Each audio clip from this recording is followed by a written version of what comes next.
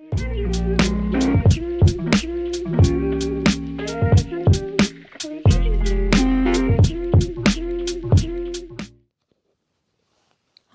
I'm Shaka from Impact Culture, and welcome back to our weekly No Invoice Attached series, where we give you practical tools to make change happen for free.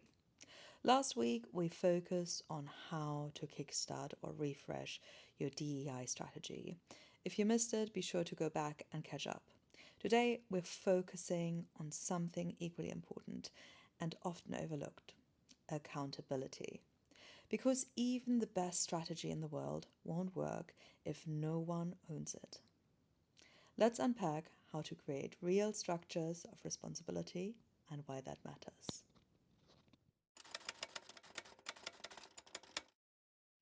Accountability is what turns good intentions into meaningful action.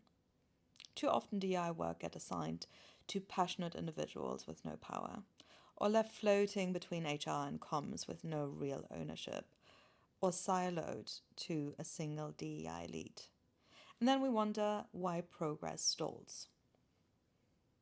Accountability does three things: it signals that your organization takes DEI seriously, it clarifies who is driving change and how progress is tracked, it builds trust, especially for marginalized staff who are watching to see if actions match your public commitments. And a fourth one on top: it gets stuff done.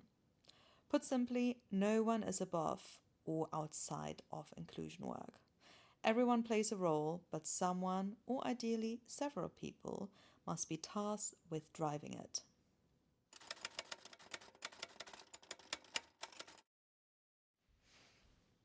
Let's look at the types of accountability structures that help drive DEI forward. Steering groups.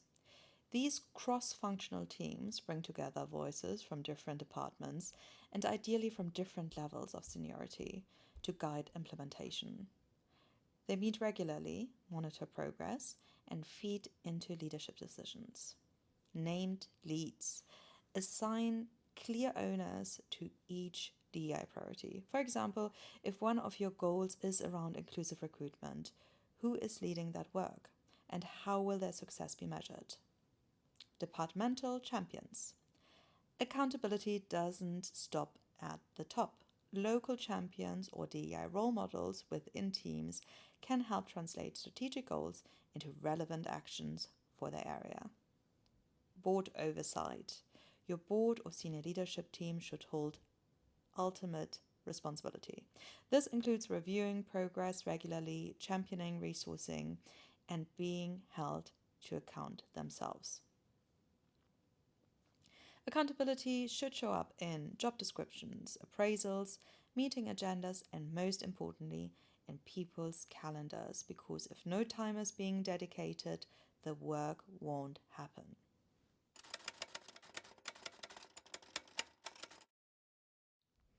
So, how do we move from structure to everyday accountability? Here are a few practical steps. Performance reviews. Tie DEI related behaviors or outcomes into appraisal systems, particularly for managers and leaders. Public commitments. When you publish goals or statements externally, make sure there's a follow up mechanism. What gets shared gets done. Regular reporting. Just like you'd report on financials or operations, build in quarterly or biannual DEI updates for staff and stakeholders. Resourcing. Don't assign accountability without support. That means time, budget, training, and access to decision making spaces. And don't forget, accountability should also mean acknowledging when things haven't gone to plan and learning from it.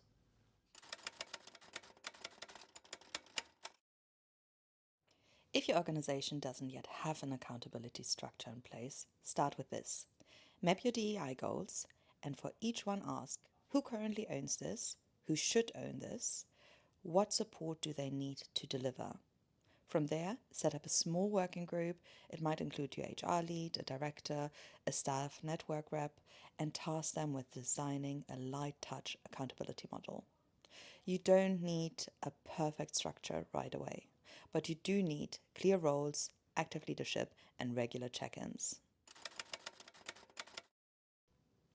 Remember, accountability is not about blame, it's about ownership. It's about making sure DEI doesn't live in the margins, but is embedded across the organization, driven by empowered people with the time and backing to make a difference. We've created a free accountability structure checklist to help you get started. You'll find the link below. Next week, we'll be talking about how to make your DEI strategy relevant to each department, so stay tuned.